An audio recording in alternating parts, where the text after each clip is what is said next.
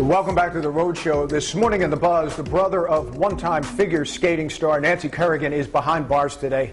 He's accused of assaulting his father, who died of a heart attack moments later.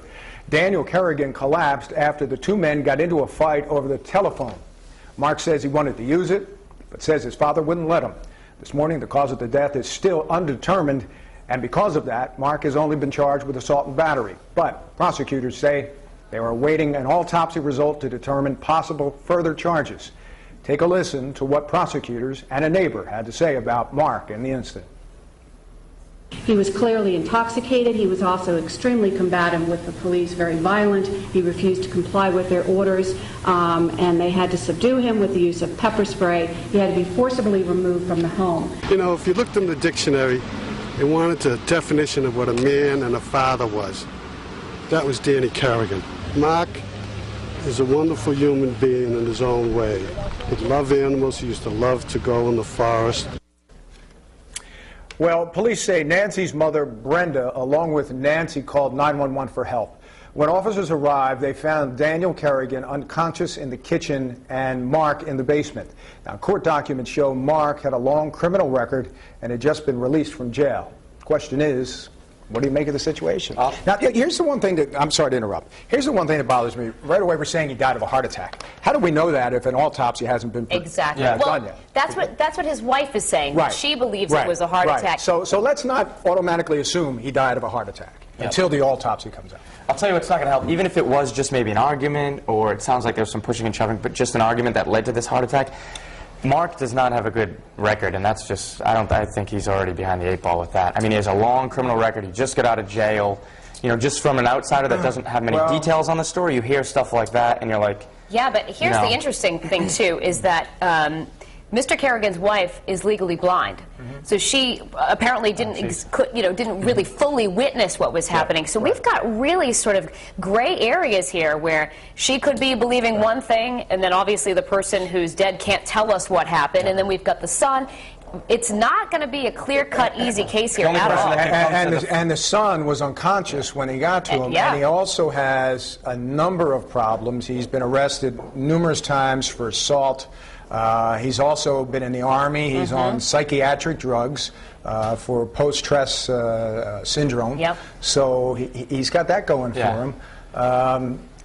He apparently told police once they arrived that they got into an argument about the telephone, and he choked his father, and that when his father fell, he thought he was faking it. Yeah, this is going to be tricky, though, because like you said, the victim is dead.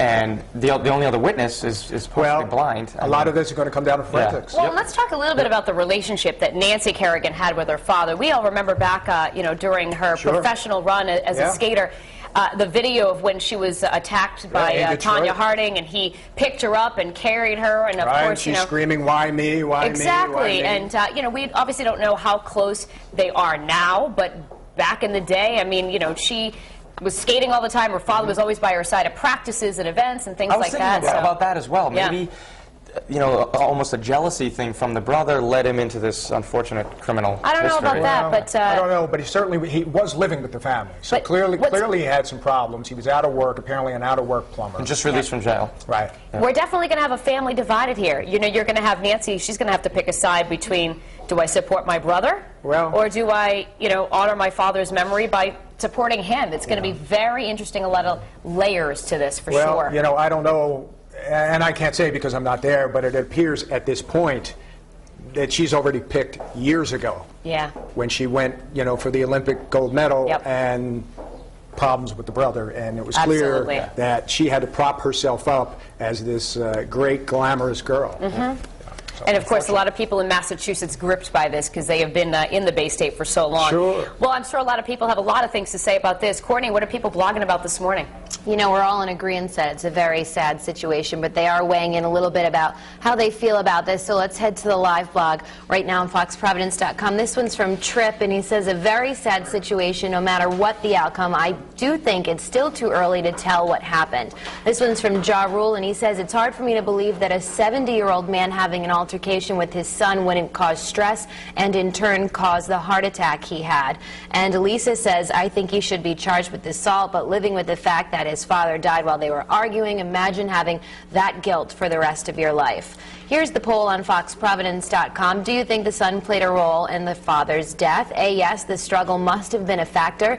B, no, I agree with the family. Or C, it's too soon to tell. And I've also posted the latest story there for you guys to read if you're just catching in with us. Here's a look at our Facebook page right now. We do have a couple of comments so far. And Allison Mello says, I don't think that he was responsible. And Anthony Brooks thinks it was just bad timing. So there's where some of our viewers stand right now, but we'll see what everyone else is saying on our poll in about a half hour. I'll be back then with the results. For now, back to the kitchen. Danielle, what's happening?